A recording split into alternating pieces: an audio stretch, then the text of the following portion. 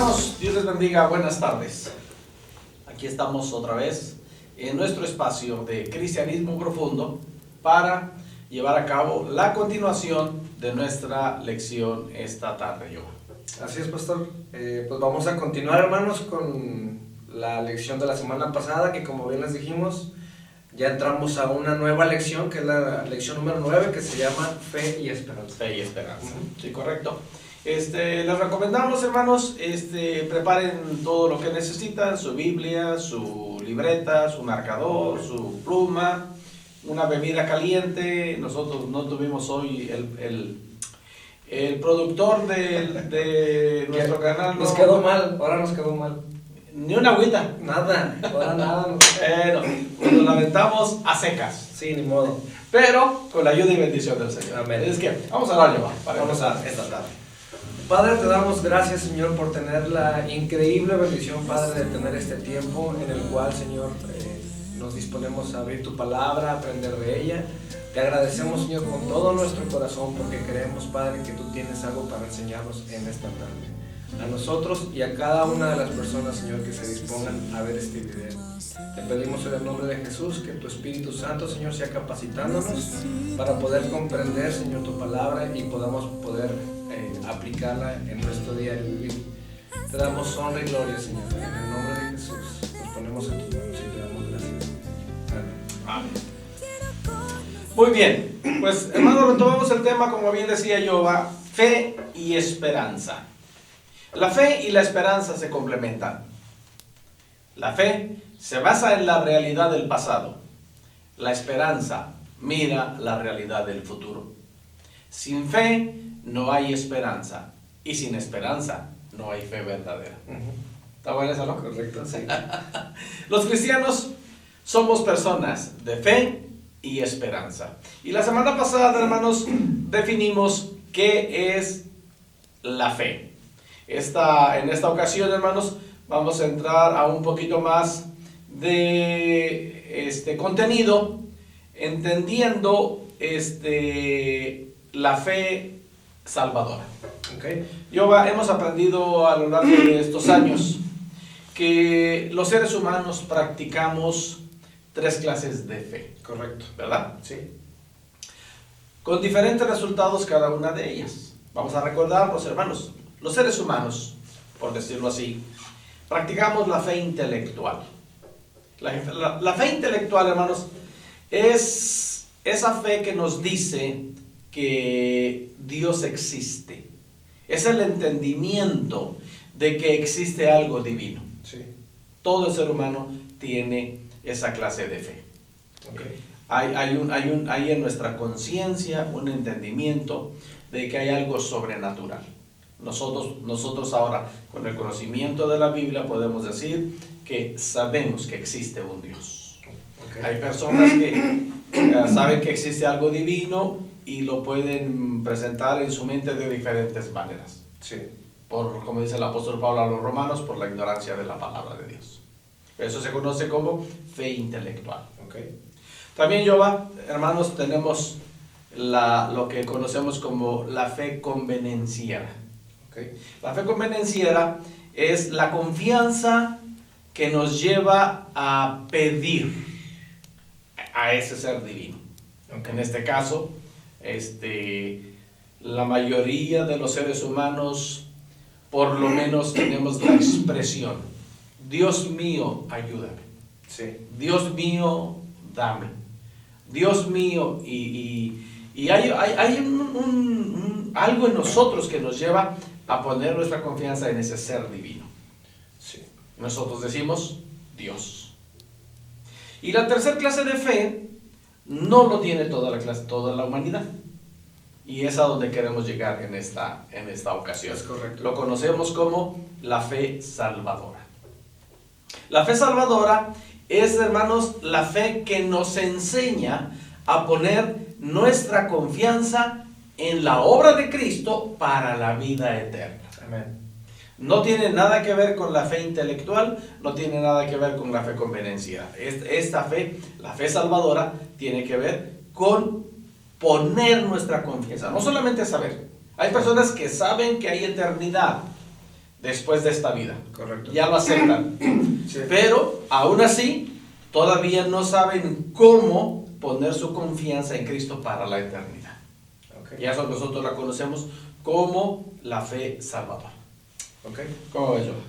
Pues, como bien lo explicaba usted, pastor, es imprescindible definir lo que es la fe salvadora y que solamente los que han depositado su confianza plenamente en Jesucristo son los que han ejercido la fe de esta manera, la fe salvadora, y no la fe intelectual, como bien explicaba usted, o la fe convenenciera, o temporal, como otras muchas personas lo conocen. Uh-huh. Que solamente cuando necesitamos algo es cuando por un tiempo oramos y le pedimos a Dios, ¿no? Supuestamente con fe. Uh-huh.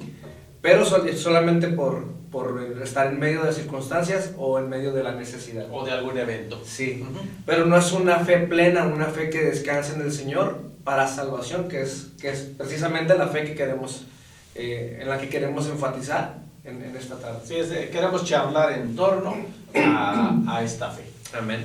Y vamos a leer, hermanos, para partir de ahí, como ya tiene usted su Biblia ahí, tome nota, vamos a leer Hechos capítulo 16. Hay un mensaje poderoso aquí en el libro de los Hechos, en este capítulo. Sabemos todos el contexto de esto, se conoce como los encarcelados en Filipos, hablando de Pablo y Silas. Y aquí entra en escena el carcelero de Filipos. Y a partir del versículo 16, Jehová, dice: aconteció que mientras íbamos a la oración, nos salió al encuentro una muchacha que tenía espíritu de adivinación, la cual daba gran ganancia a sus amos adivinando. Esta, siguiendo a Pablo y a nosotros, daba voces diciendo: estos hombres son siervos del Dios Altísimo, quienes os anuncian el camino de salvación. No debemos perder, Jehová, que este libro, el libro de los Hechos, fue escrito por Lucas, el médico amado. Entonces, cuando dice en este versículo 17, hablando de esta mujer, siguiendo a Pablo y a nosotros, ahí está incluyéndose. Se incluyó él mismo. Él se incluyó, sí. ¿Verdad? Y estaba incluido en este porque la mujer decía: estos hombres son siervos del Dios Altísimo. Ahí estaba incluido. Es correcto. Pablo, Silas y Lucas y algunos otros de los discípulos del Señor que estaban ahí con Pablo. 18. Y esto lo hacía muchos días, mas desagradando a Pablo, este se volvió y dijo al espíritu: te mando en el nombre de Jesucristo que salgas de ella. Y salió en aquella misma hora. Pero viendo sus amos que había salido la esperanza de su ganancia, prendieron a Pablo y a Silas y los trajeron al foro ante las autoridades. Y presentándolos a los magistrados dijeron: estos hombres, siendo judíos, alborotan nuestra ciudad y enseñan costumbres que no nos es lícito recibir ni hacer, pues somos romanos. Y se agolpó el pueblo contra ellos, y los magistrados, rasgándoles las ropas, ordenaron azotarles con varas. Después de haberles azotado mucho, los echaron en la cárcel, mandando al carcelero que los guardase con seguridad, el cual, recibido este mandato, los metió en el calabozo de más adentro y les aseguró los pies en el cepo. Pero a medianoche, orando Pablo y Silas, cantaban himnos a Dios, y los presos los oían. Entonces sobrevino de repente un gran terremoto, de tal manera que los cimientos de la cárcel se sacudían, y al instante se abrieron todas las puertas, y las cadenas de todos se soltaron. Despertando el carcelero y viendo abiertas las puertas de la cárcel, sacó la espada y se iba a matar, pensando que los presos habían huido. Mas Pablo clamó a gran voz diciendo: no te hagan ningún mal, pues todos estamos aquí.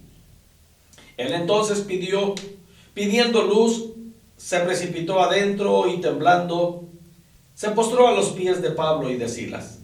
Y sacándoles dijo: señores, ¿qué debo hacer para ser salvo? Ellos dijeron: cree en el Señor Jesucristo y serás salvo tú y tu casa. Y le hablaron la palabra del Señor a él y a todos los que estaban en su casa. Y él, tomándolos en aquella misma hora de la noche, les lavó las heridas y enseguida se bautizó él con todos los suyos. Llevándolos a su casa, les puso la mesa y se regocijó con toda su casa de haber creído a Dios. Amén. Tremenda narración de esta historia, ¿no? Sí. Ok, vamos a charlar en torno a eso, yo. Pues vamos a ver, hermanos, qué fue lo que le dijeron Pablo y Silas al carcelero, que debía hacer para ser salvo. Y el pasaje que lo acabamos de leer precisamente en el capítulo 16, versículos 30 y 31, que dice: y sacándolos, les dijo: señores, ¿qué debo hacer para ser salvo? Ellos dijeron: cree en el Señor Jesucristo y serás salvo tú y tu casa. Bueno, vemos por principio de cuentas, pastor, que precisamente el apóstol Pablo está guiando al carcelero a ejercer la fe salvadora. No la fe intelectual, no la fe convenenciera o temporal, sino la fe salvadora, que es descansar plenamente en la obra redentora de nuestro Señor y Salvador Jesucristo, como bien lo explicó usted al principio, ¿no? Me encanta la respuesta que le da Pablo, porque, hermanos, aquí es muy interesante esta pregunta que muestra interés. Al ver este hombre, hay una secuencia de milagros aquí, sí, una enorme secuencia de milagros. Y toda esta secuencia, toda esta cascada de milagros, termina con una pregunta que le hace este hombre a Pablo y Silas. Primeramente, cuando se dio cuenta que ningún preso había escapado, se postró a los pies de Pablo y Silas, cuando estos estaban presos y maltratados, sí, y bien custodiados, porque tenían que pagar algo que según las autoridades estaba mal. Entonces lo saca y les dice: señores, ¿qué debo hacer para ser salvo? Estamos hablando, hermanos, de la fe salvadora. Y Pablo responde a esa pregunta: ¿qué debo hacer para ser salvo? Y Pablo le da la respuesta correcta, hermanos, y es la respuesta que tiene el Evangelio, Jehová, para todo aquel que quisiera tener esta misma pregunta. Este hombre mostró interés, y a Pablo y Silas, porque dice el versículo 31, ellos le dijeron: cree en el Señor Jesucristo. Pone en práctica la fe salvadora y serás salvo tú y toda tu casa. okay, ¿Verdad? Entonces, esa es una respuesta maravillosa, hermanos, a un deseo, después de ver una cascada de milagros del Señor. Sí, es increíble como usted bien lo menciona, pastor, viéndolo cronológicamente, cómo se vio el respaldo de Dios con Pablo, en la vida de Pablo, sacando el demonio de esta mujer. Luego, son encarcelados, y el testimonio de ellos, que aún en medio de esa situación es tan difícil, después de haber sido azotados y encarcelados, oraban y cantaban himnos, de manera que su testimonio también era impactante. Y después un terremoto hace que las puertas de la cárcel se abran. Estoy completamente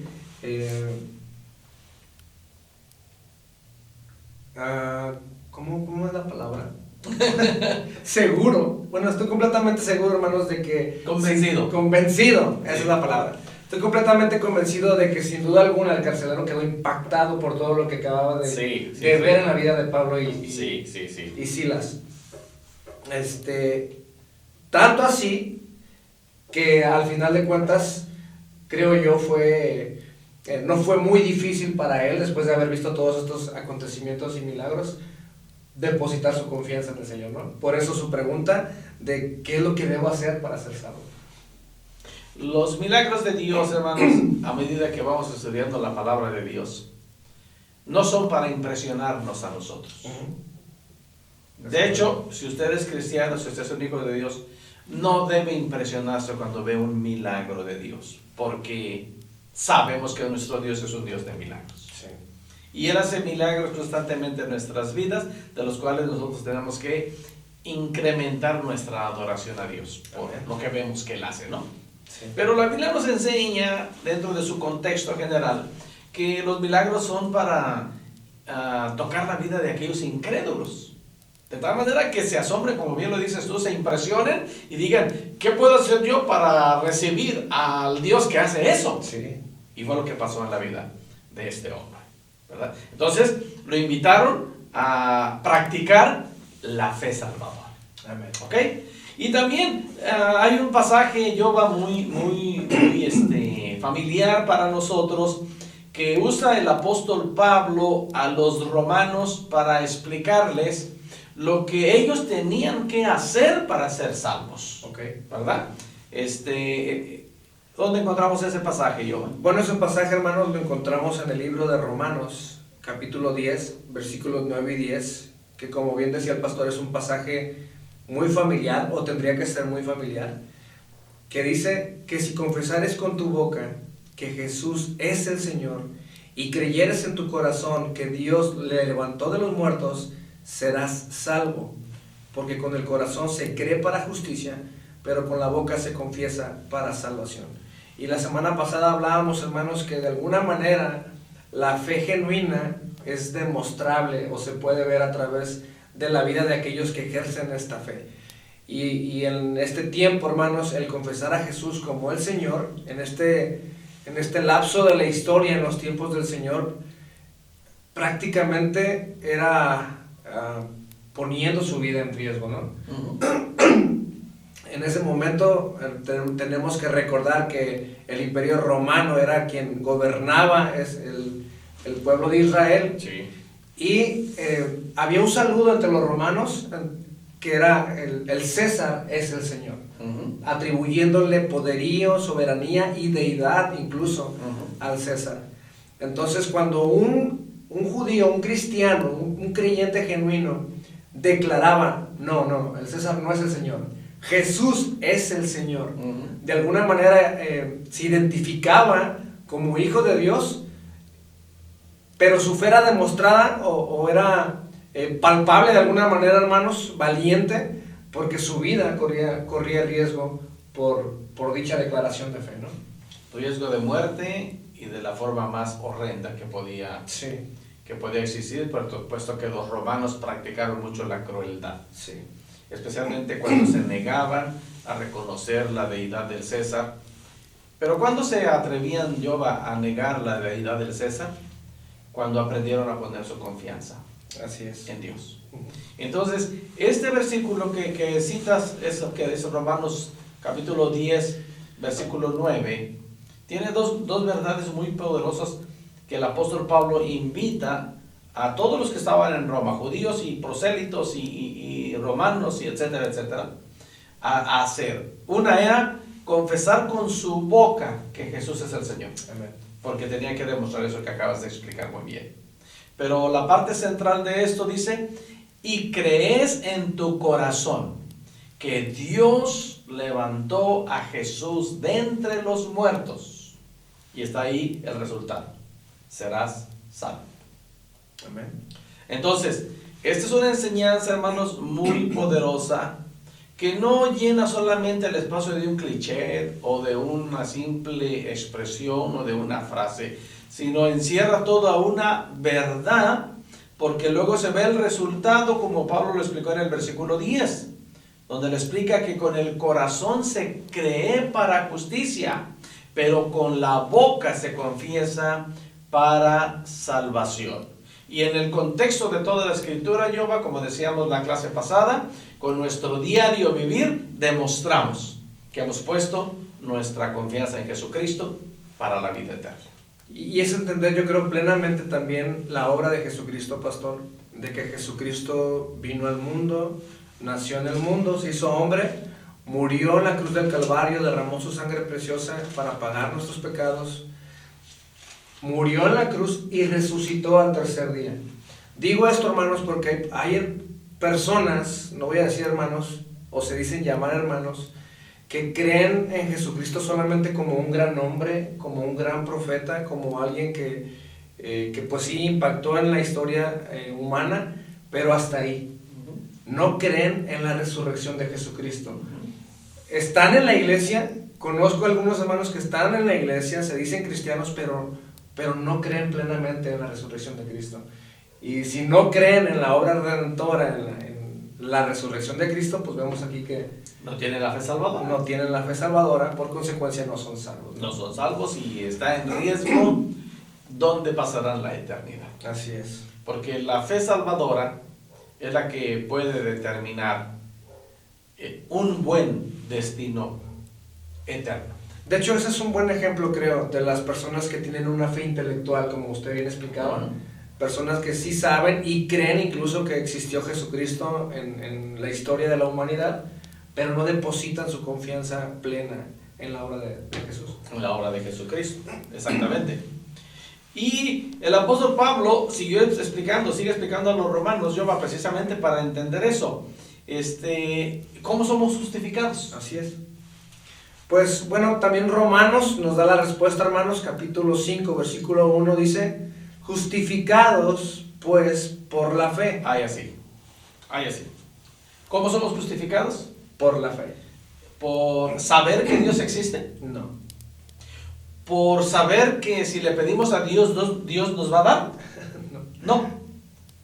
Somos justificados por aprender, Jehová, por creer, por aceptar, por que se nos ha revelado, de poner nuestra confianza en la obra de Cristo. Así es. Ahí viene la justificación. Ahora, ser justificado, hermanos, es estar a cuentas con Dios.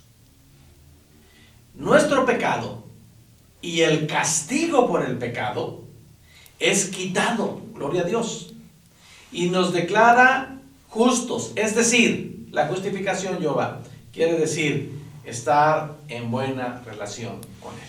Sí. Y eso es lo que vino a hacer Jesucristo, y nosotros lo podemos practicarlo por medio de la fe.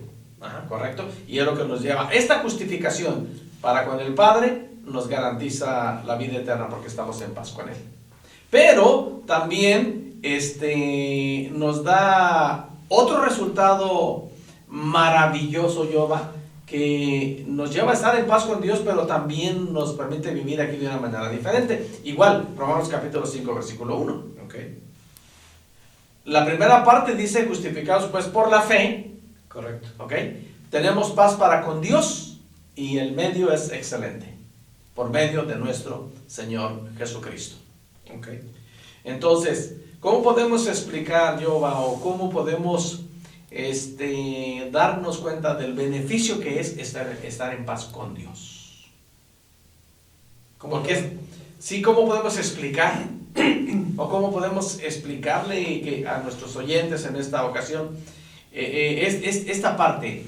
La justificación viene por la fe. Ajá. Y el resultado, tenemos paz para con Dios. Sí. ¿Qué significa esa paz para con Dios? Pues la misma palabra nos enseña que antes de que Cristo muriera o creyéramos en la obra redentora de Cristo, somos constituidos enemigos de Dios.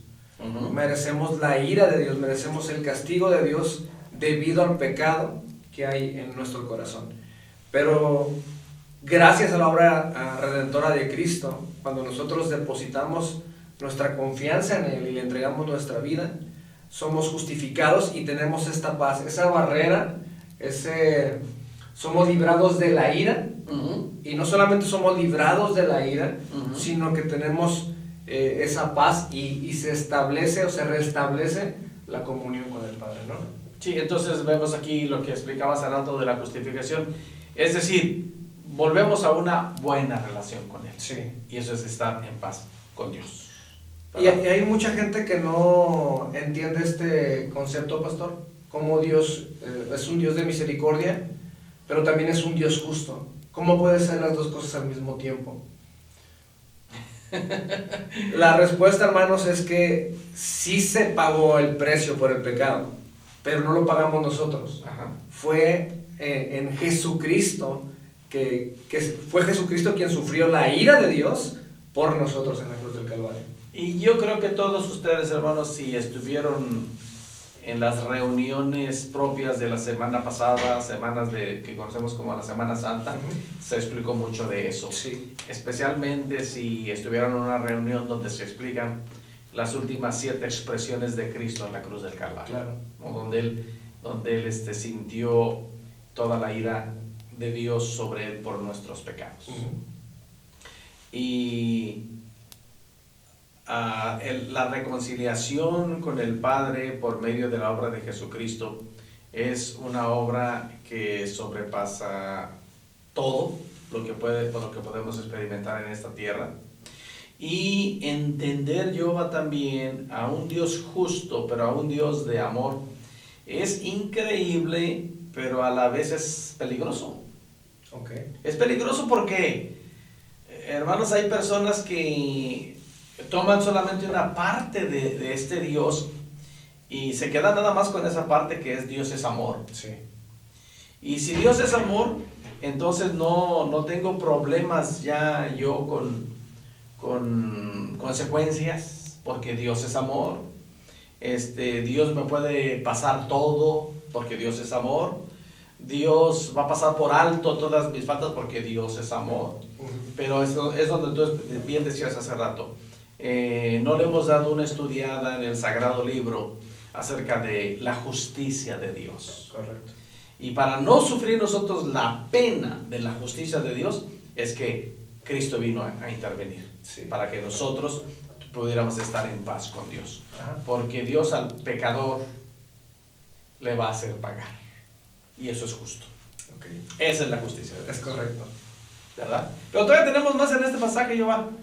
¿Y cómo podemos tener acceso, pastor, a la gracia de Dios? La gracia de Dios. Entonces, hermanos, seguimos leyendo ahí, ¿no? Ajá. Romanos capítulo 5, ya leímos las primeras 2 partes del verso 1, justificados pues por la fe, tenemos paz para con Dios por medio de nuestro Señor Jesucristo.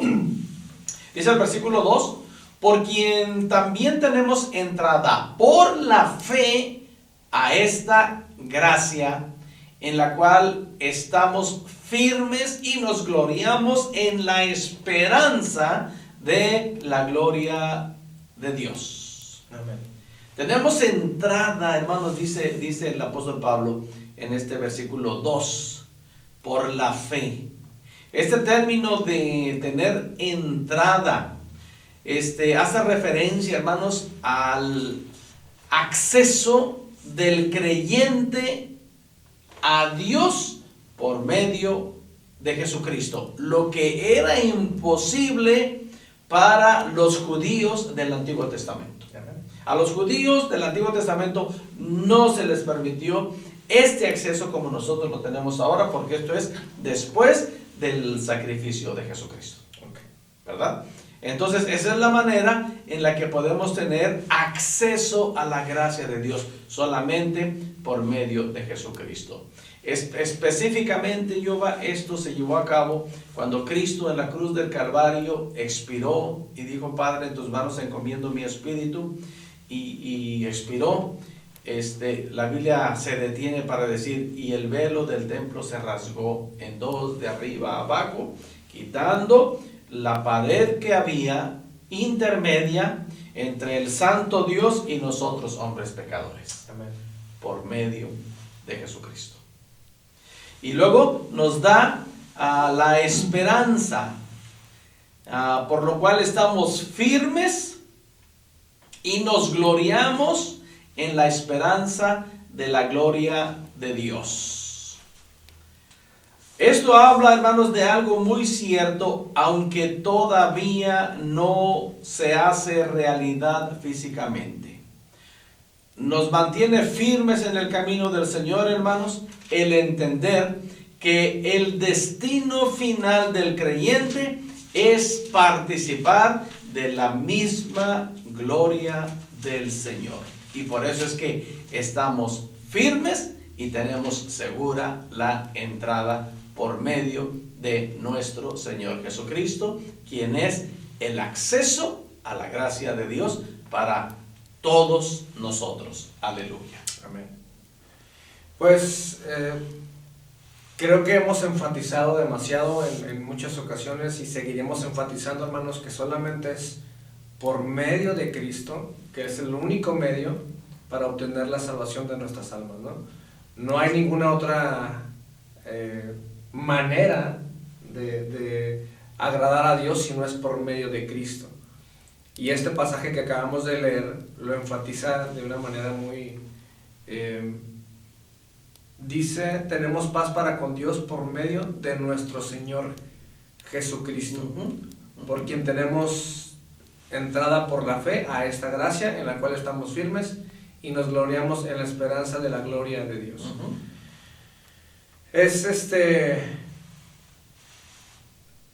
Vemos cómo los discípulos, pastor, tenían y practicaban la esperanza, cómo estuvieron dispuestos a pesar de que todos ellos en algún momento fueron cobardes, incrédulos, después de tener un encuentro con nuestro Señor Jesucristo, estuvieron dispuestos, estos hombres que eran considerados cobardes, incrédulos, hermanos, estuvieron dispuestos a morir por lo que vieron, por lo que fueron testigos, por la esperanza que había en ellos, ¿no?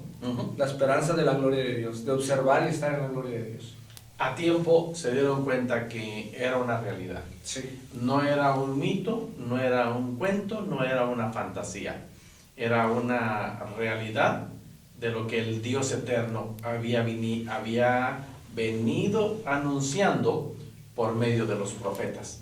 A ellos les tocó ver el cumplimiento y agarrarse de esa esperanza. Sí. Nos dejaron el evangelio, en el cual por 2000 años se ha venido predicando, y de ahí mismo nos agarramos nosotros, Jehová, para estar afianzados en esta misma esperanza. Amén. Todo esto que acabamos de decir, Jehová, ahora está alrededor de esta expresión, la fe salvadora. Amén. Entonces, amados hermanos, hacemos un resumen hasta aquí. No se conforme, hermanos, con la fe intelectual, que quiere decir, creo en Dios. No se conforme con practicar la fe temporal o la fe convenenciera. Si le pido a Dios, sé que me va a dar. Y sí, bendito sea Dios por su misericordia. Queremos llevarlo esta noche a comprender que es más importante depositar nuestra confianza en la obra redentora de Jesucristo, nuestro Salvador, para la vida eterna. ¿Algo más, yo en torno a esto? No, pastor. Hacemos una pausa aquí, hermanos, porque tenemos mucho más que decir acerca de la fe salvadora y usar unos cuantos pasajes más acerca de este tema. Por lo pronto, hermanos, hacemos una pausa aquí porque nos falta más, y la próxima semana quitamos la pausa y continuamos hablando todavía de la fe salvadora. Vamos a orar, hermanos. Amado Padre y Dios nuestro, te agradecemos en el nombre de Jesucristo por la bendición de abrir tu palabra. El ejemplo que leíamos de la experiencia de Pablo, Silas y sus acompañantes en Filipos es impresionante para nosotros, como lo fue para este hombre que conocemos en este pasaje como el carcelero de Filipos, quien al ver tantas cosas a su alrededor tuvo que decir: ¿qué tengo que hacer para ser salvo? Y la respuesta es inmediata: cree en el Señor Jesucristo y serás salvo tú y tu casa. Creer, pon tu confianza en lo que Cristo hizo en la cruz del Calvario, para que seas justificado delante de Dios, para que estés en paz con Dios y en paz con todos los que te rodean, pero sobre todo para que te afirmes en la esperanza de la vida eterna.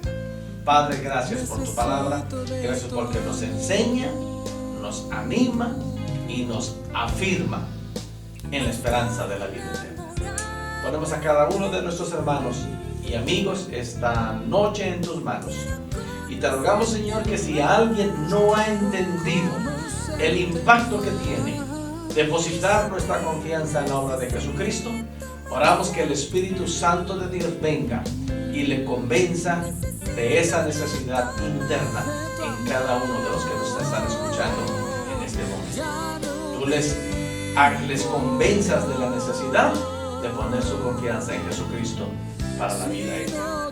Nos ponemos en tus manos y te damos gracias en el nombre de Jesucristo nuestro Señor. Amén.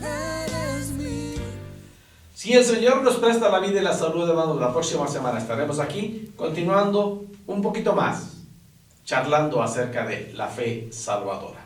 Mientras tanto, oramos, amados hermanos, en el nombre de Jesucristo, que la paz del Señor esté en vuestras vidas, que esté en vuestros corazones, pero sobre todo, que esté en vuestros hogares. Que nuestro buen Dios continúe bendiciéndonos. Dios les bendiga.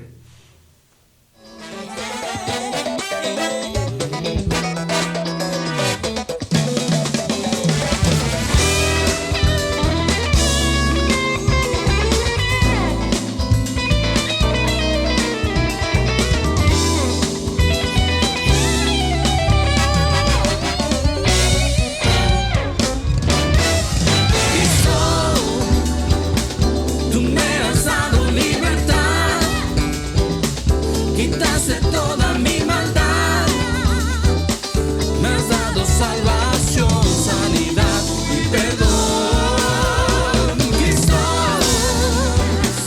tú me has dado libertad, quitaste toda mi maldad, me has dado salvación.